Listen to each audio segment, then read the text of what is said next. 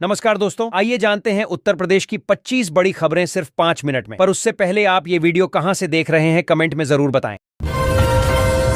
अयोध्या में राम मंदिर के ऐतिहासिक ध्वजारोहण को अपर्णा यादव ने पीढ़ियों का सपना पूरा होने वाला पल बताया। यह सिर्फ धार्मिक नहीं बल्कि सांस्कृतिक और राष्ट्रीय अस्मिता का क्षण है। पूरे देश में उत्साह और गौरव का माहौल दिखा। श्रद्धालुओं और नागरिकों ने भावुक स्वागत किया। प्रधानमंत्री आवास योजना ग्रामीण में सर्वे फॉर्म भरना शुरू हो गया है। जिन परिवारों के पास पक्का घर नहीं है वे इसका लाभ ले सकते हैं। सर्वे के आधार पर पात्र परिवारों की सूची बनाई जाएगी और उन्हें सरकार द्वारा आवास उपलब्ध कराया जाएगा। बलिया में सरदार पटेल की 150वीं जयंती पर यूनिटी मार्च निकाला गया। परिवहन मंत्री दयाशंकर सिंह के नेतृत्व में बड़ी संख्या में लोग शामिल हुए। मार्च का उद्देश्य एकता, राष्ट्रीय गर्व और सरदार पटेल के योगदान को याद करना था। प्रशासन ने सुरक्षा और व्यवस्था के व्यापक इंतजाम किए थे। PMAY शहरी योजना के तहत अब 9 लाख रुपए तक सालाना आय वाले परिवार भी होम लोन सब्सिडी के पात्र हैं। आवेदन ऑनलाइन किया जा सकता है। इसका उद्देश्य शहरी गरीब और मध्यम वर्ग को कम ब्याज में अपना घर लेने की सुविधा प्रदान करना है। अखिलेश यादव ने यूपी SIR प्रक्रिया पर सवाल उठाते हुए कहा कि यदि ईमानदारी से चुनाव हो जाए तो भाजपाइयों के घर वाले भी उन्हें वोट न दें। उन्होंने आरोप लगाया कि सरकार SIR को राजनीतिक हथियार की तरह इस्तेमाल कर रही है, जिससे चुनाव की निष्पक्षता और आम लोगों का विश्वास प्रभावित होता है। उत्तर प्रदेश में होमगार्ड के 41,424 पदों पर भर्ती प्रक्रिया शुरू है। कुछ श्रेणी के अभ्यर्थियों को परीक्षा से पहले ही 6 अतिरिक्त अंक मिलने की घोषणा की गई है, जिससे उनके चयन की संभावनाएं बढ़ेंगी। इससे योग्य उम्मीदवारों को लाभ मिलेगा और भर्ती में प्रतिस्पर्धा का स्वरूप बदलेगा। राम मंदिर में ध्वजारोहण समारोह की 35 तस्वीरें देश भर में वायरल हुईं। PM मोदी रामलला के लिए छंवर और वस्त्र लेकर पहुंचे तथा सप्तर्षि मंदिरों में पूजा की। रोड शो में लोगों ने पुष्प वर्षा कर स्वागत किया और पूरा शहर उत्सव के रंग में रंग गया। UPSIR प्रक्रिया में फर्जीवाड़े की कोशिशों को देखते हुए मुख्य निर्वाचन अधिकारी ने चेतावनी दी है कि कोई भी OTP लिंक या मोबाइल वेरिफिकेशन मांगने पर तुरंत सतर्क रहें। ऐसे संदेश धोखाधड़ी का हिस्सा हो सकते हैं। इन्हें साझा न करें और आधिकारिक चैनलों से ही पुष्टि करें। राम मंदिर पर धर्म ध्वज फहराते हुए PM मोदी ने कहा कि यह क्षण सदियों के घावों को भरने वाला है। उन्होंने राम जन्मभूमि आंदोलन में योगदान देने वालों का सम्मान किया और इसे भारत की सांस्कृतिक पुनर्जागरण की नई शुरुआत बताया। देश में एकजुटता और श्रद्धा का संदेश दिया। अंडरपास की खुदाई के दौरान पाइपलाइन फटने से अवध चौराहे पर भीषण ट्रैफिक जाम लग गया। पानी फैलने और मशीनरी रुकने से यातायात घंटों ठप रहा। लोग कई किलोमीटर तक फंसे रहे। प्रशासन ने मौके पर पहुंचकर राहत एवं मार्ग परिवर्तित कराकर स्थिति संभाली। आगरा एक्सप्रेसवे के किनारे 6,580 एकड़ में वरुण विहार योजना विकसित की जाएगी। LDA ने 105 बीघा जमीन पर कब्जा भी लिया है। यह परियोजना भविष्य में आवासीय और व्यावसायिक विकास का केंद्र बनेगी, जिससे स्थानीय रोजगार और रियल एस्टेट गतिविधियां तेज होंगी।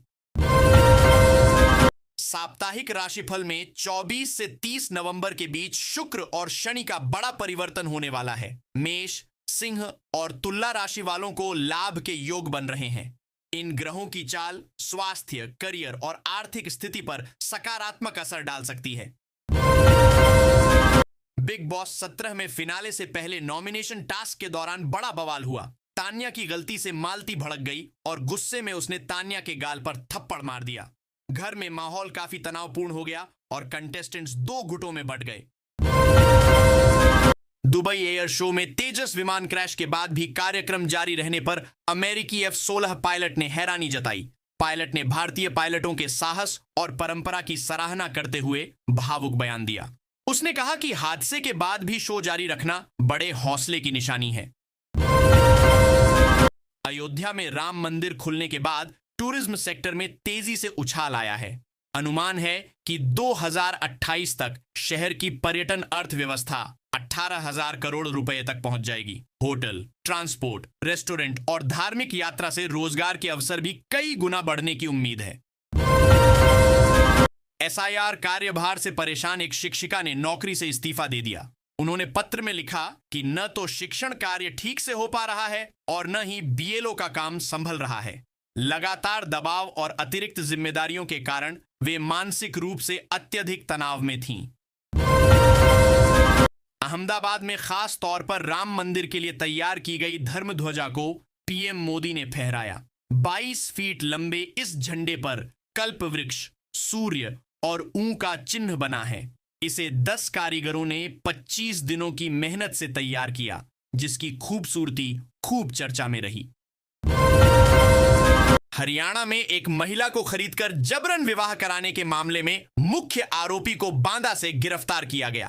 आरोपी पर महिला को धमकाने, जबरन साथ ले जाने और बंधक बनाकर शादी कराने का आरोप था। पुलिस की तलाश के बाद उसे दबोच लिया गया और आगे की कार्रवाई शुरू कर दी गई। आधार कार्ड में बड़े बदलाव की तैयारी चल रही है। अब सिर्फ फोटो और क्यूआर कोड के जरिए पहचान सत्यापित होगी। इससे कई दस्तावेज ले जाने की आवश्यकता कम होगी। नई प्रक्रिया अधिक सुरक्षित और तेज होगी। यूआईडीएआई जल्द ही इन नए फीचर्स को लागू करने की तैयारी में है। किसानों के लिए नई सूची जारी की गई है, जिसमें कई लोगों का 2 लाख रुपए का कर्ज माफ हुआ है। किसान सूची में अपना नाम देखकर लाभ की पुष्टि कर सकते हैं। सरकार का उद्देश्य वित्तीय बोझ कम करना और किसानों को राहत प्रदान करना है। पात्रता आधारित यह प्रक्रिया जारी है। 100% आयुर्वेदिक बताया जा रहा यह तेल सिर्फ 4 हफ्तों में बालों को जड़ से मजबूत करने का दावा करता है। रसोई में उपलब्ध सिर्फ 2 प्राकृतिक चीजों से बनने वाला यह नुस्खा बालों में चमक और मजबूती लाने में मदद कर सकता है। कई लोग इसे घरेलू उपाय के रूप में अपना रहे हैं। लखनऊ में गोमती नदी पर 54 करोड़ रुपए की लागत से स्माइलिंग ब्रिज बनाया जा रहा है, जो अनोखे आर्च डिजाइन और एलईडी लाइटिंग से शहर की नई पहचान बनेगा। यह ब्रिज पर्यटन को बढ़ावा देगा और रिवर फ्रंट की खूबसूरती को और आकर्षक बनाने में अहम भूमिका निभाएगा। माघ मेले की तैयारियां जोर पर हैं। 44 दिनों तक चलने वाले इस मेले के लिए पांटून पुलों को पूरी तरह भगवा रंग में रंगा जा रहा है। प्रशासन सफाई, सुरक्षा और श्रद्धालुओं की सुविधाओं को प्राथमिकता देते हुए बड़े पैमाने पर व्यवस्थाओं को अंतिम रूप देने में जुटा है। आगरा में एक मुस्लिम कैब ड्राइवर ने आरोप लगाया कि युवकों ने उसे जय श्री राम बोलने के लिए दबाव डाला। बुजुर्ग ड्राइवर ने मना किया तो युवकों ने धमकी देते हुए कहा कि 3 दिन बाद बोलोगे। मामले को लेकर स्थानीय लोगों में नाराजगी और चिंता बढ़ गई है। एसआईआर ड्यूटी से जुड़े तनाव में एक शिक्षक ने जान दे दी, जिससे शिक्षा विभाग में शोक और आक्रोश है। डिंपल यादव मृतक के घर बारात लेकर पहुंची। वहीं नीले ड्रम वाली मुस्कान की बेटी राधा ने पीएम मोदी को भावुक कर दिया, जिसने पूरे प्रदेश में संवेदनाएं जगा दी। मोदी सरकार ने ई श्रम कार्ड धारकों के लिए बड़ी राहत देते हुए 5,000 रुपए प्रतिमाह देने की घोषणा की है। आवेदन 5,000 रुपए प्रतिमाह देने की घोषणा की है। आवेदन प्रक्रिया शुरू हो गई है। पात्र श्रमिक अपना रजिस्ट्रेशन करवाकर इस आर्थिक सहायता का लाभ उठा सकते हैं। सरकार का उद्देश्य असंगठित श्रमिकों को मजबूत करना है